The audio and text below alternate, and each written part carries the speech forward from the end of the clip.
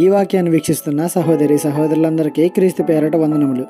ఈరోజు వాక్యం ద్వారా దేవుడు మనతో చెప్తున్న మాట, పాతాళమును అగాధ కోపమును యెహోవాకు కనబడుచున్నవి, నరుల హృదయములు మరితేటగా ఆయనకు కనబడును కదా. సామెతల గ్రంథము 15వ అధ్యాయము 11వ వచనము.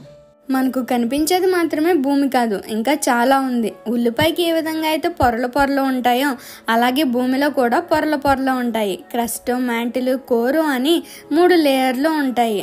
మరలా వీటిలో కూడా ఇంకా లేయర్స్ ఉంటాయి. బైబిల్ ప్రకారం పాతాళం భూమి క్రింద ఉంటుందని మనందరికీ తెలుసు. అది ఏ లేయర్లో ఉంటుందో దేవునికి తప్ప మనెవ్వరికీ తెలియదు, కనపడదు. అంత లోతుగా ఉంటుంది. దానినే చూడగల దేవునికి నీ హృదయంలో ఏముందో ఆయనకు తెలియదంటావా? నీ పాపపు ఆలోచనలు ఆయనకి తెలుసు. జాగ్రత్త. నీ మనసులో ఉన్న భారం ఆయనకి తెలుసు. బాధపడకు. కాబట్టి పాపపు ఆలోచనలు విడిచిపెట్టు. నీ భారం దేవునికి అప్పగించు. నీ ఆలోచనలు దైవికమైనవిగా ఉండేలా జాగ్రత్త పడు. ఈ చిన్న సువార్త పరిచర్యలో మీ సహోదరులు. God bless you. ఆమేన్.